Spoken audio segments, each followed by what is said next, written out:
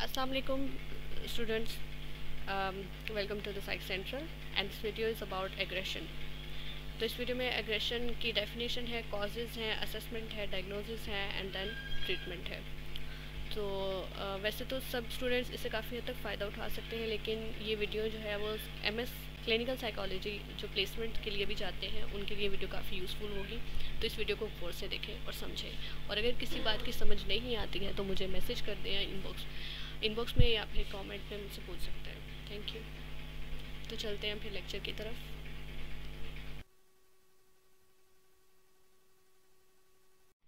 In psychology aggression जो है range of behaviour है that can result in both physical and psychological harm to yourself, others or object in the environment.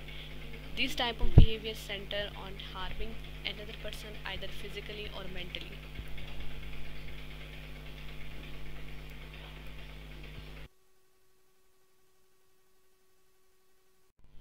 जी, तो जो aggression है वो anger की second stage को कहा जाता है।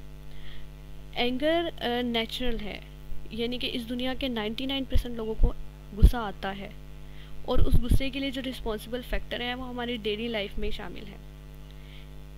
अब कुछ चीज़ें ऐसी हैं, कुछ कंडीशंस ऐसी होती हैं जो हमारे कंट्रोल में नहीं होती, और फिर उसके बाद हमारे माइंड में जो थॉट्स आते हैं वो ये आते हैं कि ऐसा ना हुआ तो ऐसा हो जाएगा और फिर ये हो जाएगा।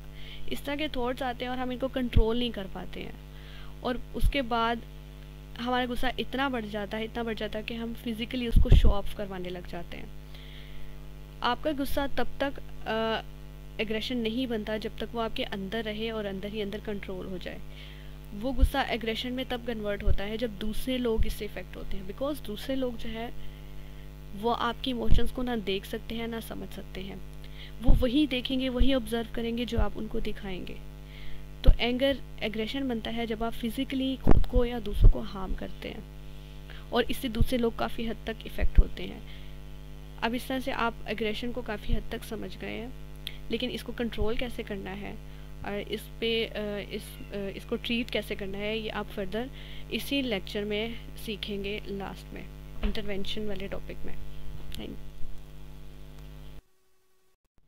तो एग्रेशन के सिम्टम्स फिज़िकल भी होते हैं, साइकोलॉजिकल भी होते हैं। फिज़िकल में बॉडीली सिम्टम्स आ जाते हैं, जैसे कि दिल की धड़कन का तेज़ होना, ब्लड प्रेशर का हाई होना, पसीने बहुत ज़्यादा आना ज़्यादा फेस पर, और पट्टों का खिंचाव, उसके बाद जबड़ों को बहुत ही ज़ोर से दबाना, भींचना जिसे कहते हैं, मुट्ठियाँ तेज़ी से बंद करना।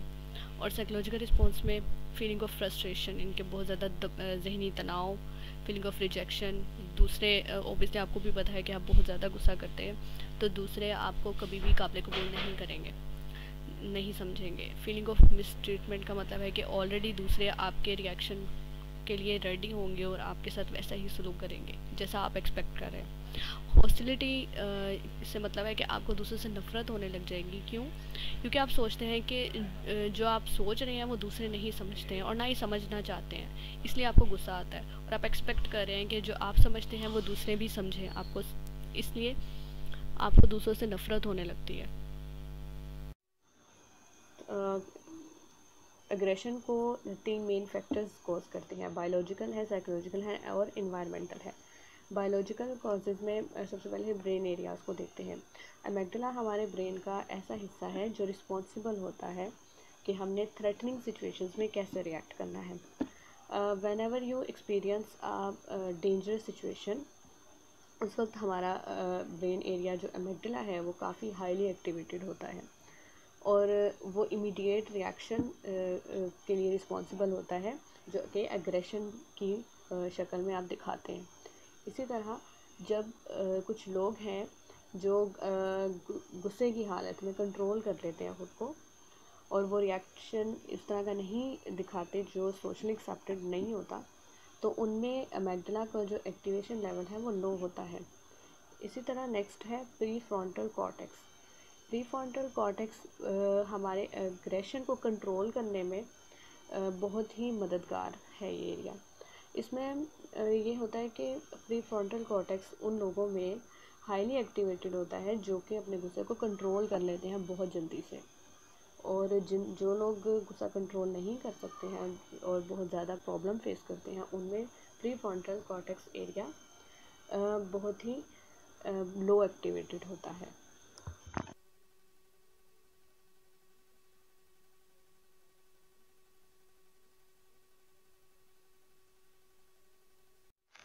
बायोलॉजिकल फैक्टर्स में सेकंड नंबर पे है हार्मोन्स, जो इन्फ्लुएंस करते हैं एग्रेशन को।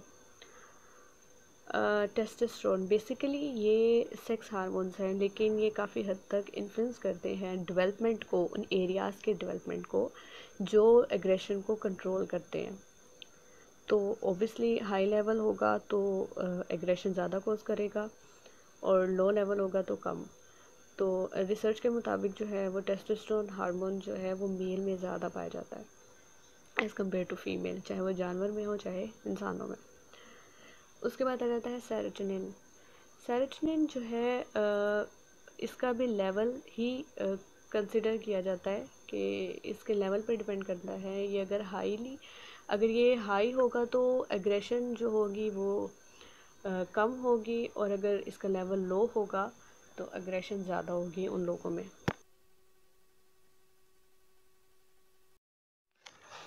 तो सेकंड मेन फैक्टर है वो है साइकोलॉजिकल कॉज। जो लोग मूड डिसऑर्डर के पेशेंट होते हैं, बाइपोलर में देख लें आप, वो अपनी मैनिक स्टेज में खुद पर कंट्रोल नहीं रख पाते हैं, उनका एक्टिविटी लेवल हाई हो जाता है और उनका सेल्फ कंट्रोल जो है वो लॉस हो जाता है और वो इम्पल्सिव हो जाते हैं, जिसकी वजह से वो एग्रेशन कॉज करते हैं। साइकोसिस, people with psychotic disorder specially in schizophrenia one of the main symptoms उसका है वो है delusion. Patient with schizophrenia usually वो अपने डिल्यूजन में ही रहते हैं और अपने इंटरनल स्टिमुलाई के अकॉर्डिंगली ही वो एक्सटर्नल स्टिमुलाई को रिस्पॉन्ड करते हैं, और इसलिए वो most of the time aggression में रहते हैं और वो दूसरों को और ख़ुद को नुकसान पहुंचाने के तरीके तलाश करते रहते हैं। इम्पल्सिविटी में हम देखें तो ADHD के जो पेशेंट हैं, कॉमनली ये डिसऑर्डर बच्चों में पाया जाता है और बच्चे भी एग्रेसिव होते हैं।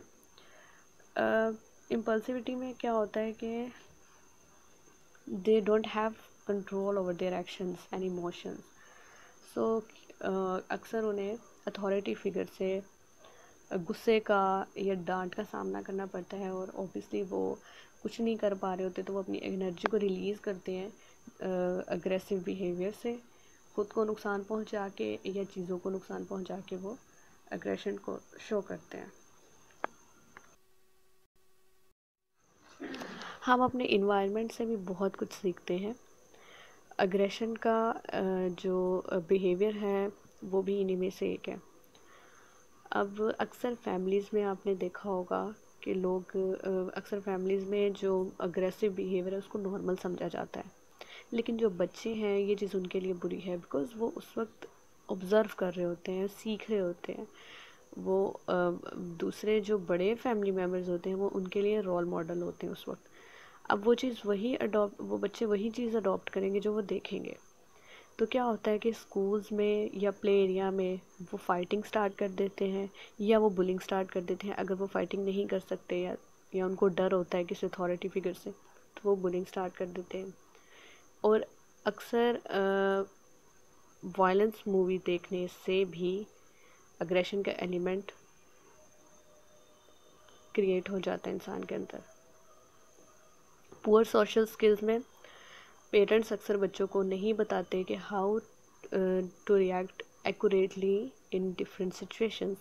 ये बहुत इंपॉर्टेंट बात है। अक्सर पेरेंट्स जो है वो इस चीज़ को इग्नोर कर देते हैं, जो बाद में बहुत ज़्यादा मुसीबत का बायस बनती है ये बात। उसके बाद गेमिंग बहुत इंपॉर्टेंट है। आप अपने बच्चों को ऐसी गेम्स खिलाते हैं, यानी कि जैसे टॉय गन हो गई। अब टॉय गन को जस्ट एक खिलौना है, लेकिन वो बच्चे के लिए उस वक्त क्या है, वो टॉय गन क्यों पसंद करता है? बिकॉज उसने मूवी में या किसी के हाथ में ये चीज़ देखी है, ऑब्वियसली मूवी में देखी होगी, तो वो उस चीज़ को परफॉर्म करने की कोशिश करता है, वो जो वो देखता है। तो ये चीज़, ये बिहेवियर उसमें उस वक्त उसमें आ गया है, और लेकिन वो इंक्रीज़ होता जाएगा जब तक इस चीज़ को कंट्रोल नहीं किया जाएगा।